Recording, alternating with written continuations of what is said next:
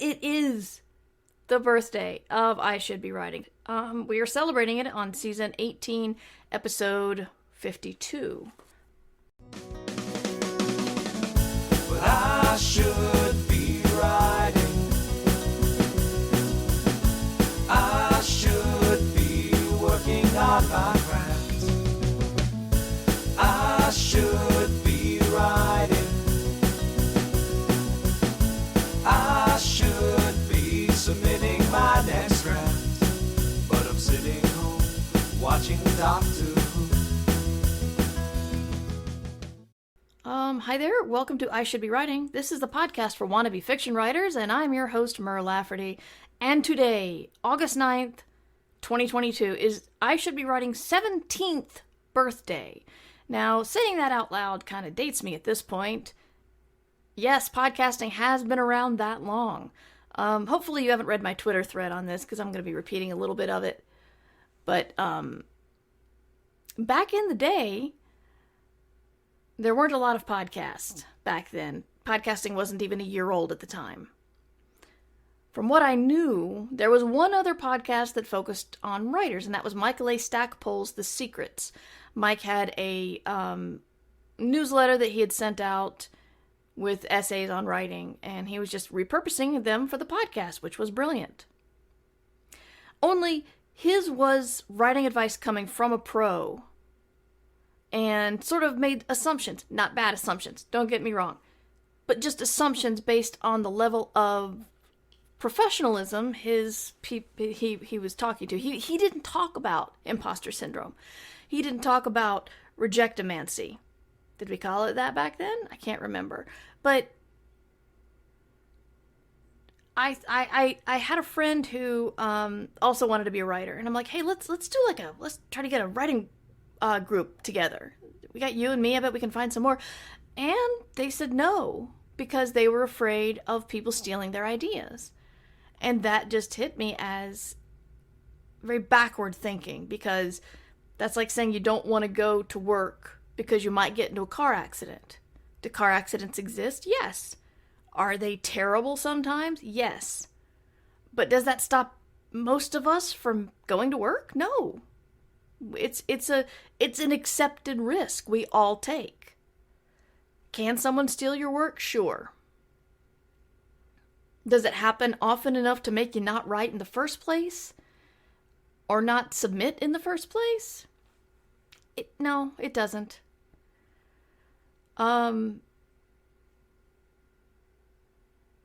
So that was one of the things. And, people thinking that that rejections meant that they were either there was some sort of failure within them, like a core failure, or that they were just fine, but the deck was stacked against them and there was a conspiracy. I know someone like that too. I don't think she listened, because she's not writing now. I don't like her very much, but that's a different story. The fact that she quit because she thought that the deck was stacked against her kind of says a lot. I just did a left turn into slagging on somebody you guys don't even know who I'm talking about. That's classy. Anyway, so I thought I could take what I was learning by trying to build a fiction career and tell other people that this is the path that I'm taking, here's what I'm experiencing, and it's probably normal. I say probably because I was still very new at the time.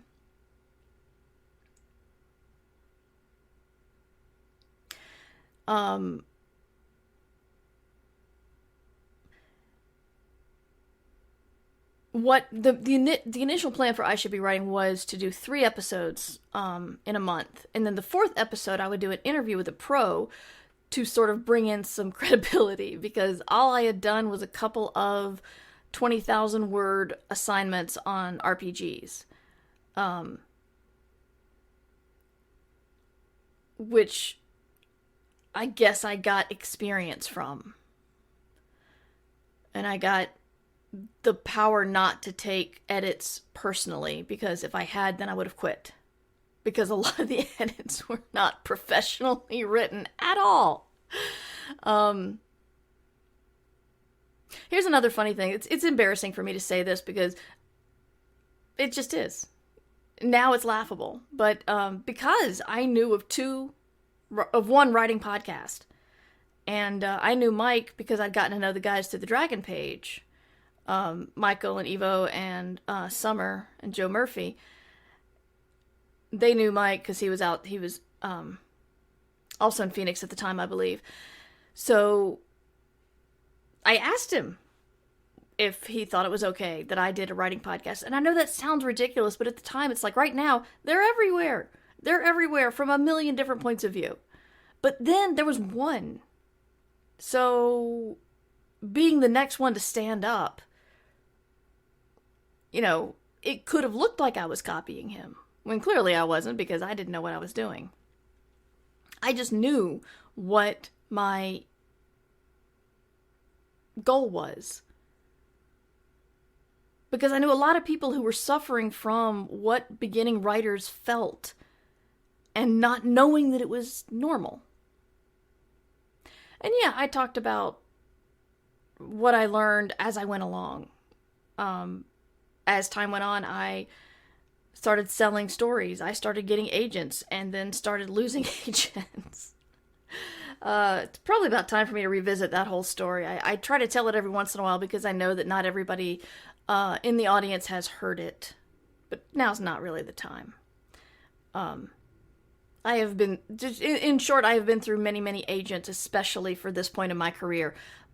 Very few, only one of them is somebody I would consider a terrible agent. Everybody else was just, they either quit the job itself or, and there were two amicable partings. So yeah, once I started selling professionally, it felt weird. Because the tagline for the show used to be, for a wannabe fiction writer, by a wannabe fiction writer. But the audience told me that they felt weird about me calling myself a wannabe. And I felt weird not calling myself. See, imposter syndrome. But I finally just said, it's for beginning fiction writers. But along the way, I was really gratified to hear that it was for other creatives too. A lot of other creative people listened. And then some people just enjoyed it, even though they weren't any sort of creative person at all. And very grateful for them too, because that makes me feel good in my feels. So I wanted to talk a little bit about what I've learned. Because I've learned a lot, a whole lot, both in writing and podcasting. I've been racking my brain on what to do today, and I didn't have the spoons to go through and listen to really old episodes. I can't do that. I get embarrassed. I don't know why. It's an important chronicle of my path to where I am now, but it still feels embarrassing to listen to the older stuff. Just for me, I'll leave it up there for you guys. If you want to listen to the archives, you can support the Patreon at patreon.com/mightymur. But I don't want to listen to it. And I didn't really have it in me to secure a guest for this episode, and I didn't know who to invite. But then I thought, I have learned a whole lot about everything. So I wanted to go over that. So we'll do good news first.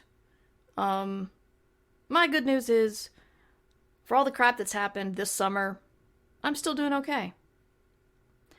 And that's a good thing. My good news is also, I finished Return to the Obra Dinn this weekend, and it blew my mind, and I'm still thinking about it. And this was a game that came out in 2019, and I only just got to it, and it blew my mind. It's an investigative game for it's by the person who did Papers, Please, where you play an insurance adjuster, but you play an insurance adjuster for the East India Company. I don't know if it's tea was involved. Anyway, and you go aboard a ship that's been missing for 5 years, and you have to figure out what happened to everybody on board because the ship disappeared and everybody died. So you look around on board and find all the dead bodies, and you've got a magic stopwatch that allows you to see those people at the times of their death.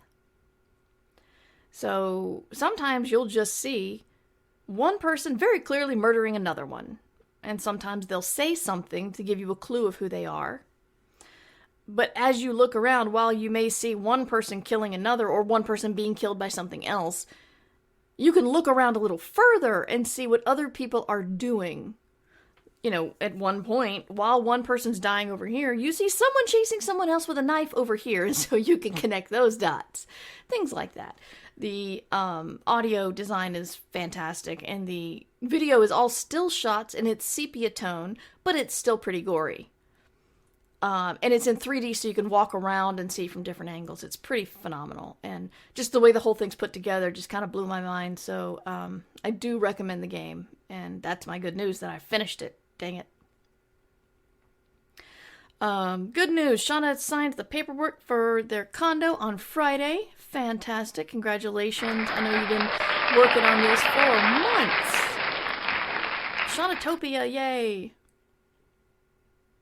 And, happy anniversary. Yours was my writing, I assume mean first writing podcast?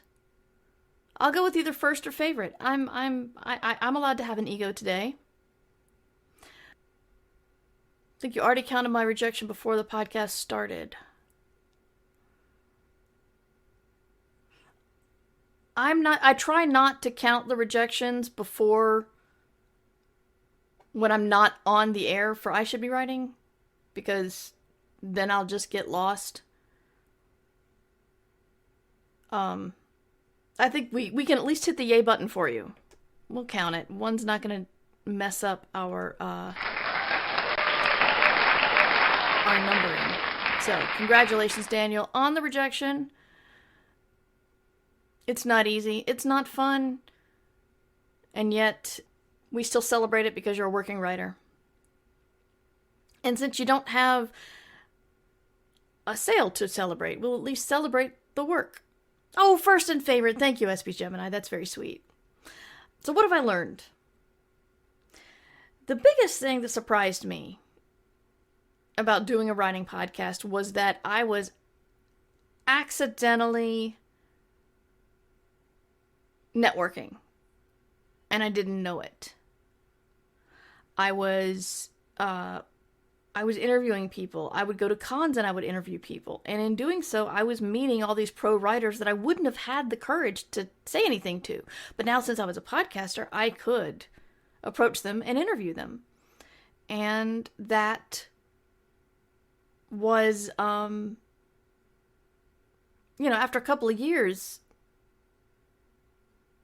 people started to know who I was, and that was like I'd been doing stealth networking, so stealthy I didn't even know it, which is probably good, because if I'd thought about it like networking, I would have bungled it. But all I was doing was just trying to interview people. So that's one big thing that this podcast did to launch my writing career. I think it was because I was getting known as a writing podcaster, if people understood what podcasts were at the time, that made Dongwon Song want to talk to me at a Worldcon when they were still working at Orbit. And they left Orbit, but I got passed to their boss, who was eventually bought my first book. I also met her at that same Worldcon, so it was... And I don't know if they would have known about me had I not been that writing podcaster. Fun fact, I Should Be Writing has almost an order of magnitude bigger audience than Ditch Diggers. And it's never been nominated for a Hugo. Well, Ditch Diggers have been nominated a few times. Twice? I think we were nominated twice. So yeah, networking was one of the biggest things I learned.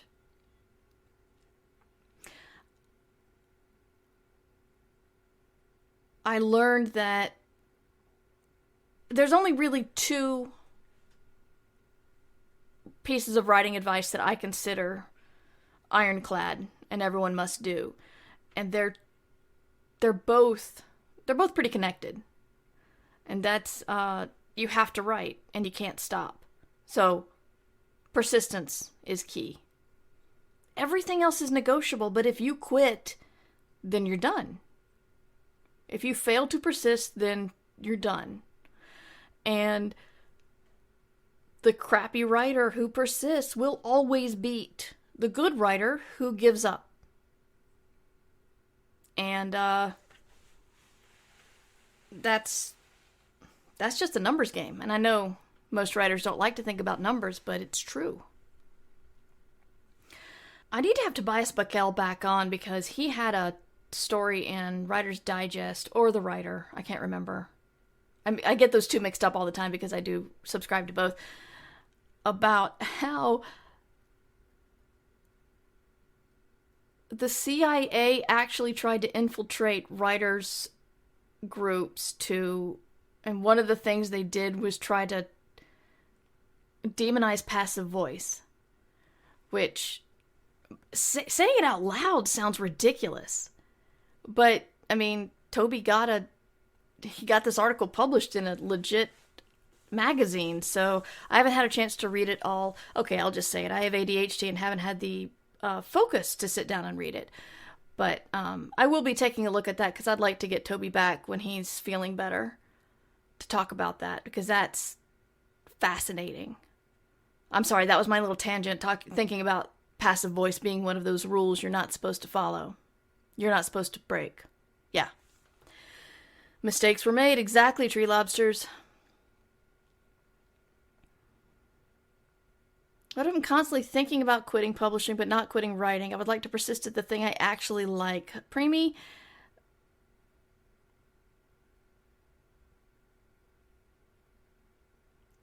I'm sorry, I just went on a big brain tangent of the marginalized folks should trade the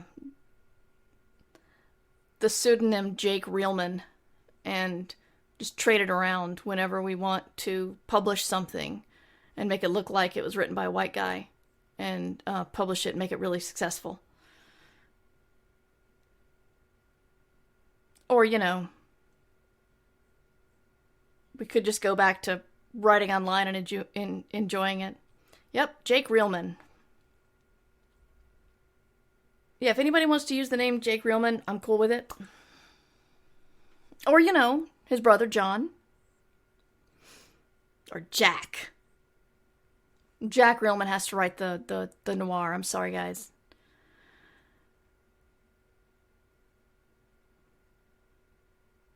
I learned the value of kindness, and I know, again, that sounds touchy-feely, but if you are remembered for being kind, you will be remembered in a better light than someone who's not. I will say that because of various ingrained systemic sexism and racism and homophobia, some people are able to get away with being jackasses than other people are. But overall, it is still in your best interest to be kind.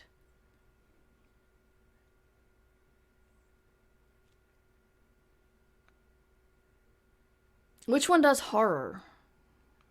Mac or Max? Yeah, Max. I think Max Reelman might do horror. Mac Reelman also does noir and mystery, but he fights with Jack, and they've only done one book together, and it was not a pleasant experience for them. And being kind feels good too. Yes, it does. It really does. Need to pull a Jake Reelman author photo from thispersondoesnotexist.com. Awesome.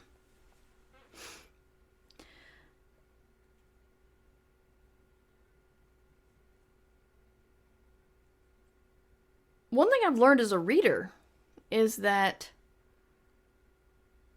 stories that speak to people emotionally will often do better than stories that follow all the rules.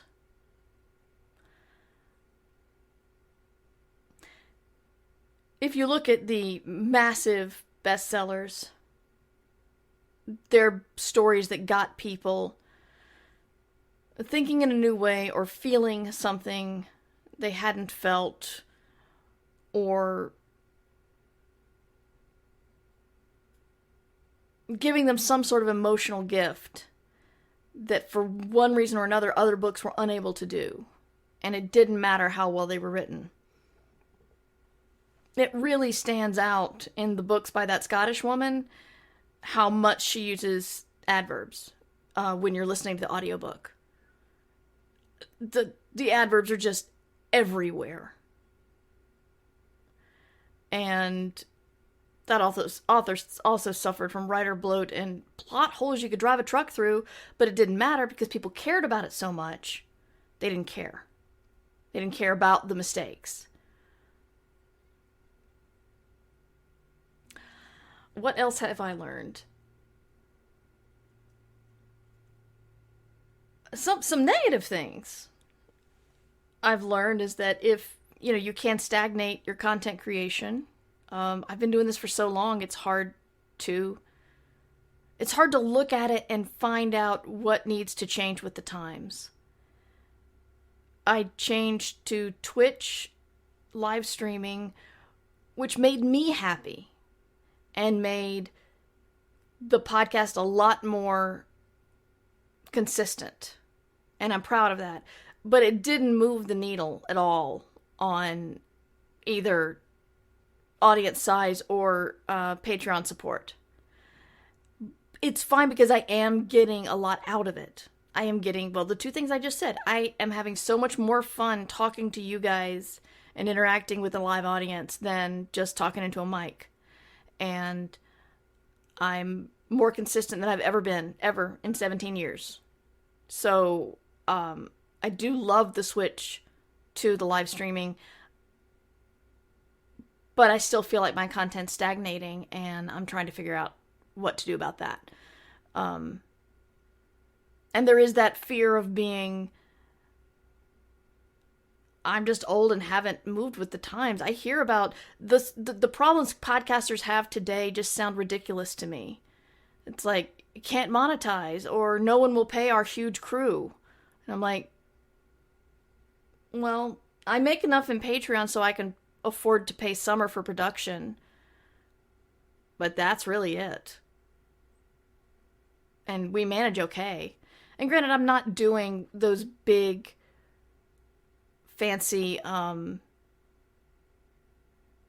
like the podcasts that need research and deep dives and all that.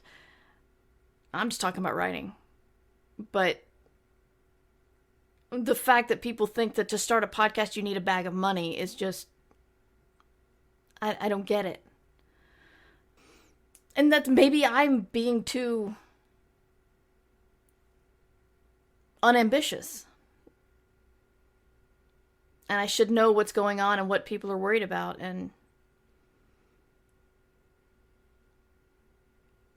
But sometimes I look at all of the new companies out there offering services, and I'm just like, who needs that? And it honestly does sometimes make me feel old and just not keeping up. Because I have my show, I have its format. I know what I want to do. So, I don't know how to grow. That's really it. And the funny thing is that I have a talk to give at She Podcast Live this fall. And I almost feel like I have to blow the dust off myself to get in front of a live audience and talk about podcasting in 2022. I was honored that they invited me, but I have kind of struggled with what to talk about that anybody podcasting these days will care about. I feel a lot more that I've moved on with Like, I've kept up with writing, which is my love. If I had to keep one thing that I do, I'm sorry, the podcast would be gone in an instant. You know, I wanted to be a writer my whole life. This is, and you know, maybe I'll be remembered more for the podcasting, and that's okay. I won't care at the time because I'll be dead. But writing is still my love. It is what I want to do. So I have felt like I've kept up with that, and I have felt that career has been growing, which is good. That's really good. Station Eternity comes out October 4th. Get your signed copy at flyleafbooks.com. I should just have pre-recorded ads where I say that, just like that, but I'll just hit a button instead of having to say it.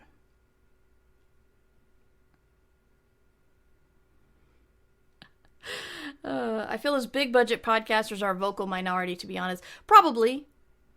I mean, big budget podcasters sort of expect huge audiences, and therefore their vocalness is guaranteed. I'm really impressed at how quickly you turn on the promotional announcer voice. Well, I have been doing podcasting for over 17 years because remember, I was podcasting before I should be writing. You know, getting to know other writers has also been a big thing, a big bonus in all of this. And I remember when I was a kid and I heard about, like, the time of Hemingway and Fitzgerald and Stein and the friendships and or rivalries they had, and I thought, like, how did all these people find each other? And granted, we have the internet now, but now it's just like, oh, well, they go to the same places, they do the same things, and then they read each other's books and find out about each other. And because, you know, making friends with authors is one of the best things. You learn a lot and you get a lot of help. That sounds like the same thing. You just build community. And this is why, again, people that say that your other writers are your competition, they're really shooting themselves in the foot, because I don't think you'll get anywhere without other writers. Other writers are the kind of people that say, oh, thanks for inviting me to this project. I can't do it, but I know someone who you really should check out. Other writers are the people who will offer to moderate a panel at a con and suggest that you sit on the panel.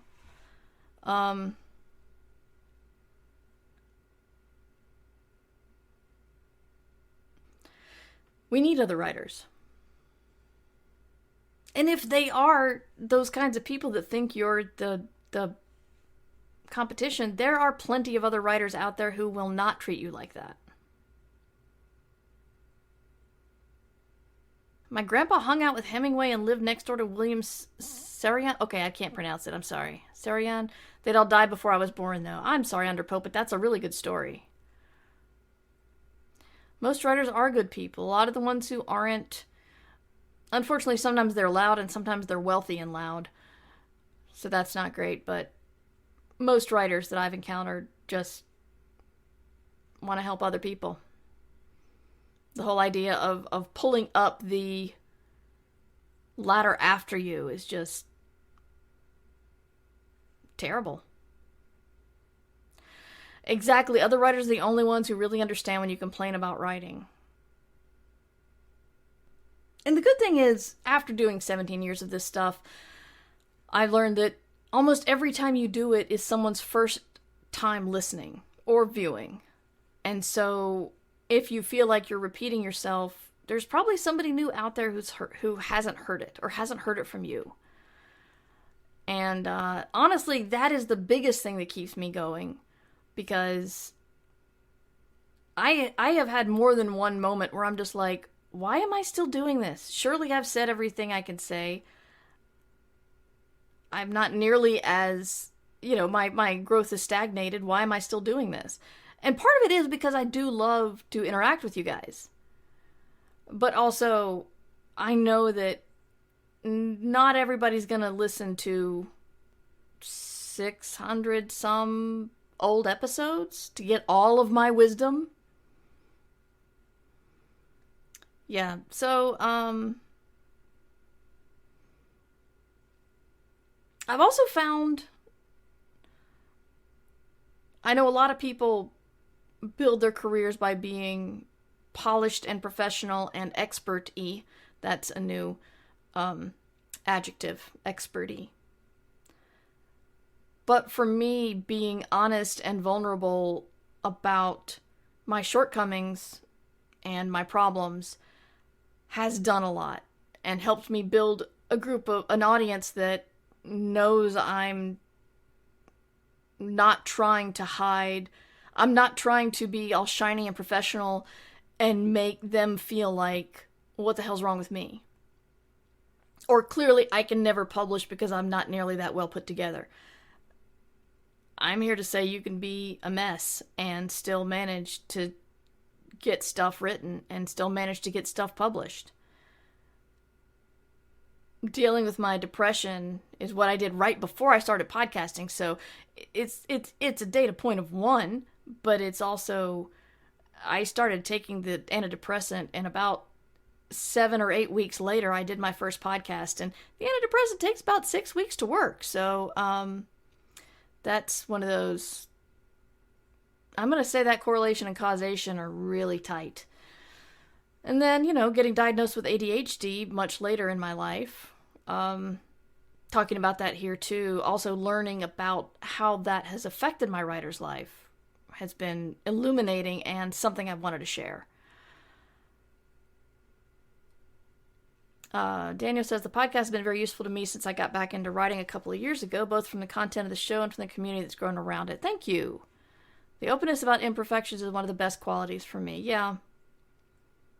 My level of honesty is still rare. Thank you, Veronica. I didn't realize it was rare, but I just feel disingenuous. I feel like I'm lying if I try to present myself as shiny, fancy expert. It just feels wrong. I co-wrote a book on podcasting early on. It's hysterical because Pearson still sends me the royalty statements, and I'm like, do you do this for every single out-of-date tech book you have? Because that's a lot of paper. And yeah, I signed up for paperless reports, and I still get the paper and the email. But I was taken to task by my editor because I was trying to explain to people, here are the mistakes I made, and here's what I learned from them, and therefore you should not do them. And she said that approach made me not look like an expert. And they didn't want that. They wanted an expert writing the book. And so I had to change my approach a little bit, and that felt wrong. But, I mean, and I almost feel like I need to go to people and apologize if they pick it up now, because, y'all, that book is old. And anybody who tries to get podcasting tips from this super old book that still talks about John Edwards like he's a politician who didn't crash and burn in a flame of infidelity and your wife died of cancer and you didn't care kind of thing. And that stupidly big house. Sorry,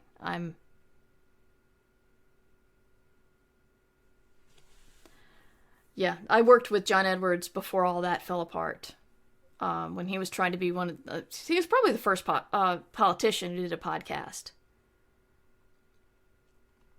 And I remember meeting him and meeting Elizabeth Edwards and going, why the hell is she not the politician? Because she was so much smarter than him. So much. I would ask him questions, and he'd be like, Elizabeth?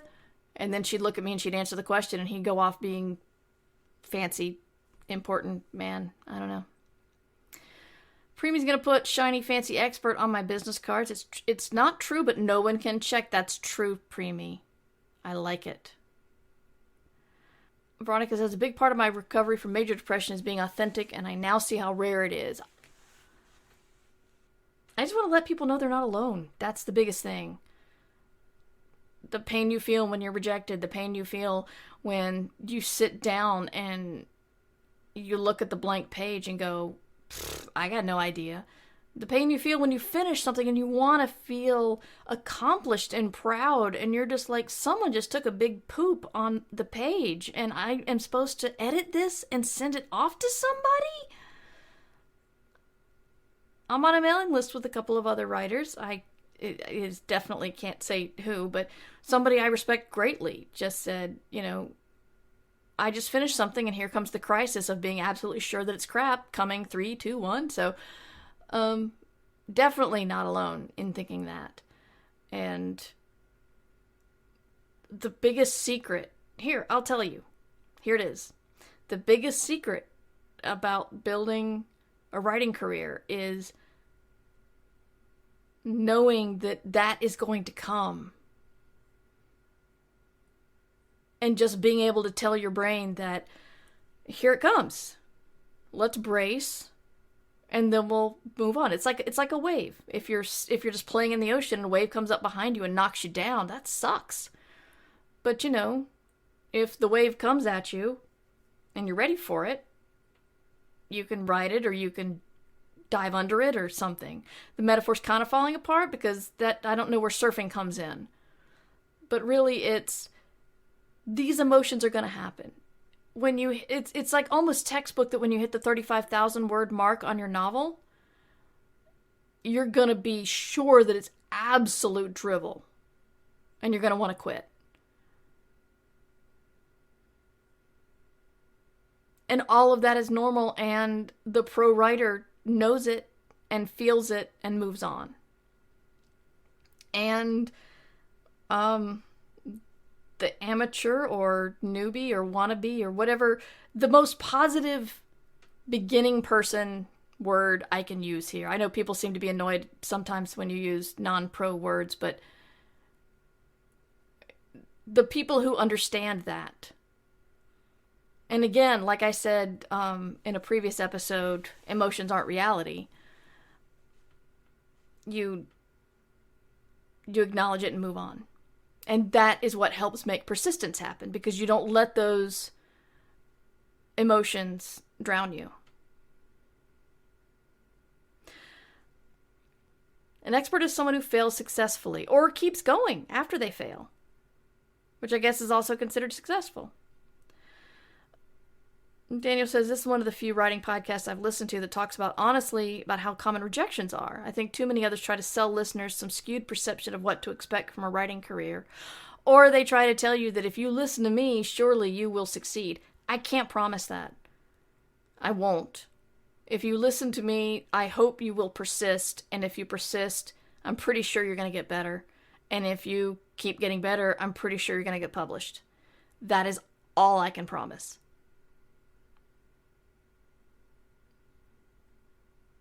I occasionally blog about how my bipolar 2 affects my writing, and it's very cathartic, even if I'm told sometimes that it torpedoes my writing career. Under Pope, did they say the honesty about your bipolar torpedoes your writing career, or the actual mental illness torpedoes it? Definitely don't poop on the page. Exactly, Daniel. There's some wisdom for you right there. Sometimes I puke words. I refer to my first draft as my barf draft, yes. Yeah, I don't like promising success. I can't. Because it's not true. I want to promise that things are going to hurt and that's okay, and we all feel it. And if you need support, there are others out there who will say, yeah, it sucks, let's keep going. Let's stop the hike, let's get some water, let's put on a Band-Aid over that blister and keep going. What is success anyway? Preemie, I'm far too sober to talk about that. If you wanna come on the show and we'll both grab a bottle of something stronger than soda, watered down soda, we can talk about what is success really? I think that would be fun.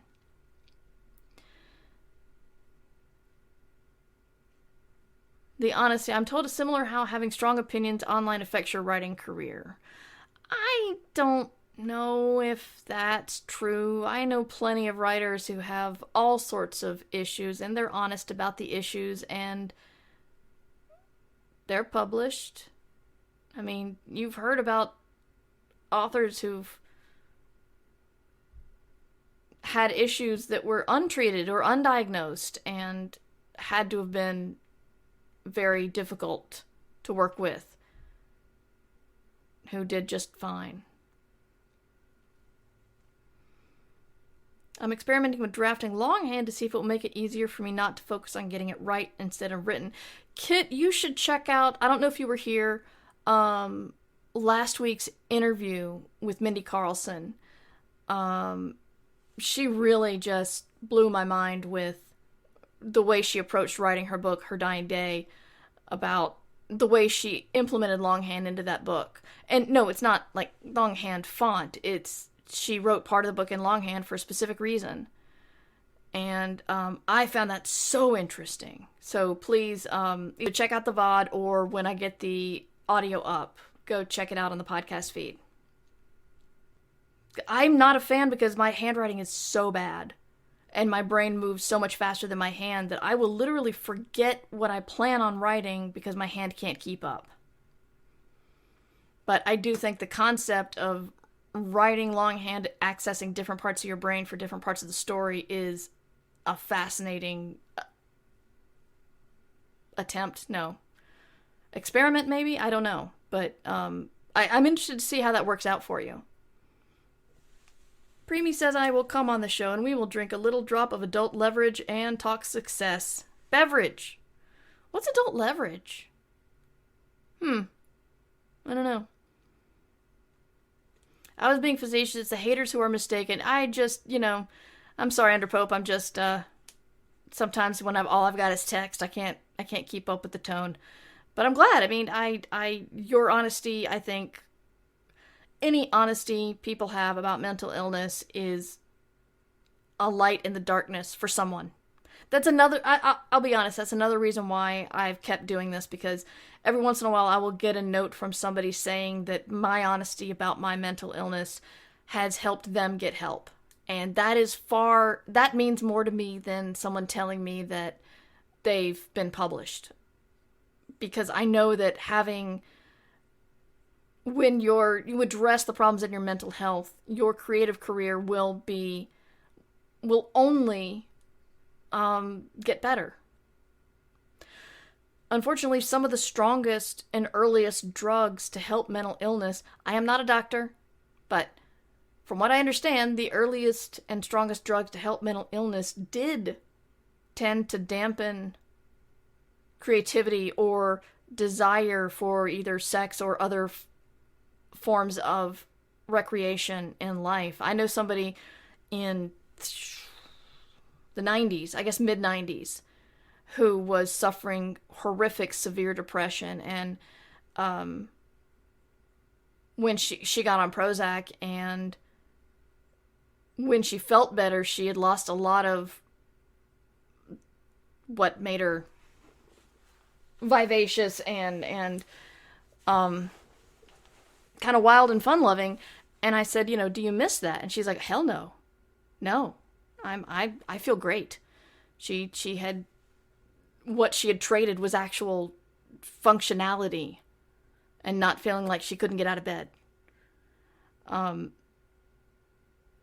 The demonization of mental illness, drugs, is awful, because there's so much that can help people.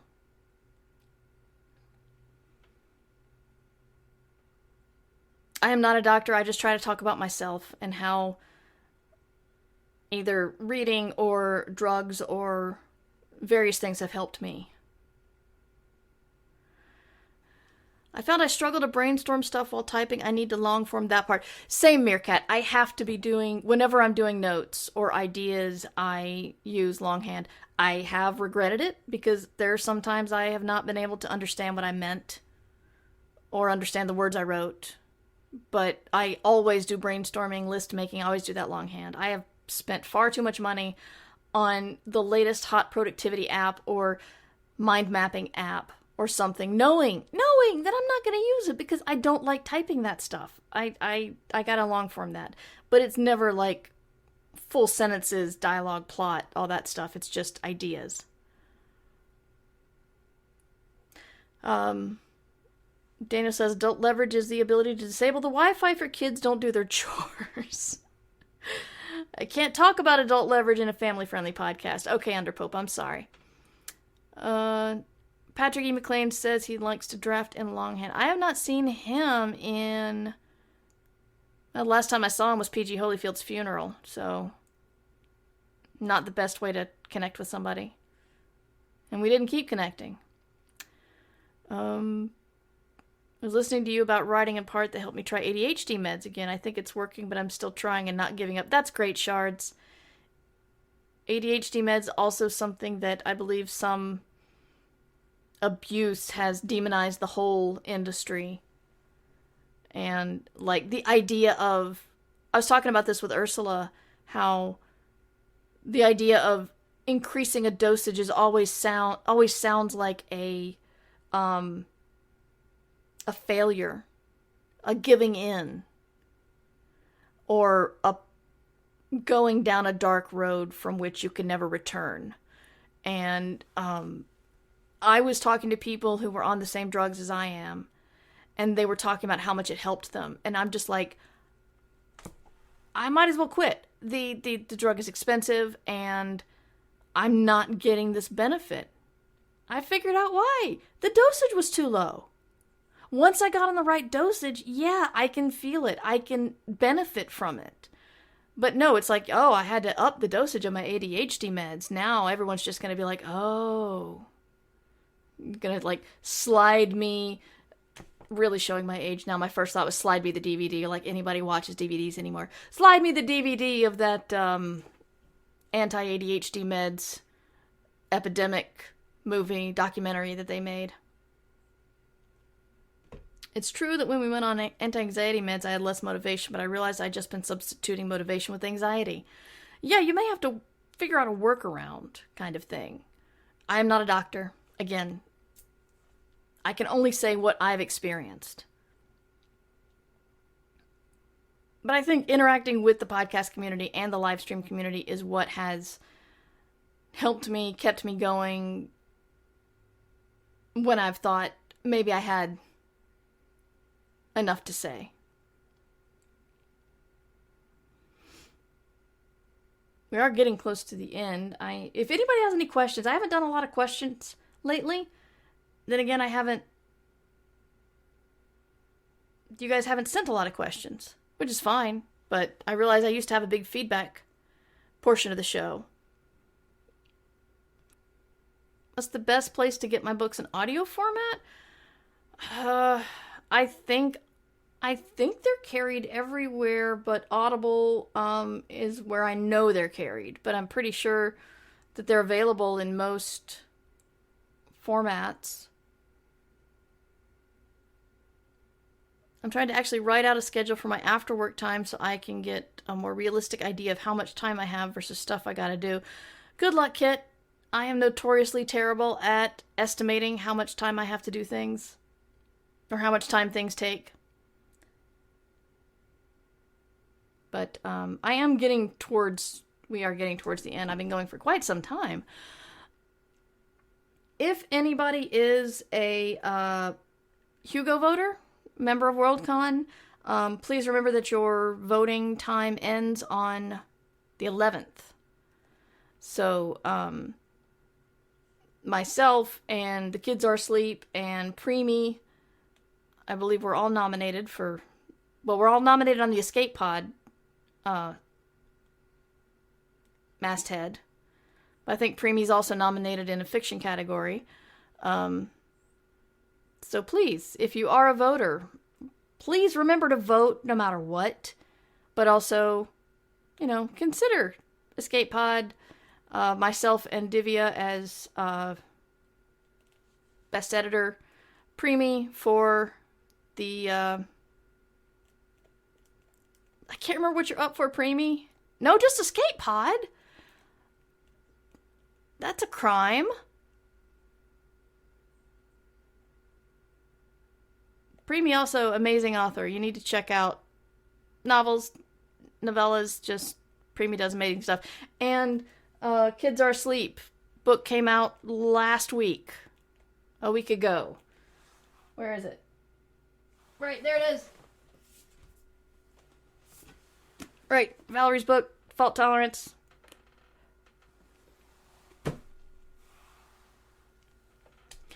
I'm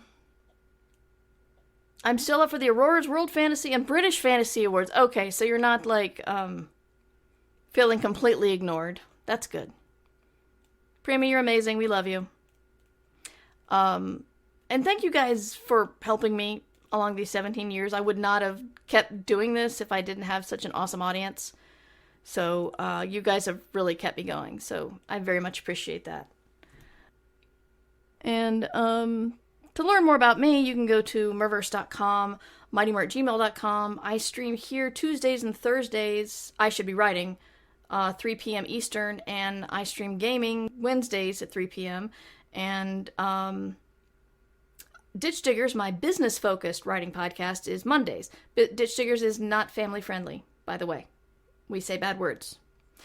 And, yeah, my book, Station Eternity, comes out in 2 months. God, October 4th. So, vote for the Hugos. And that's it. Thank you.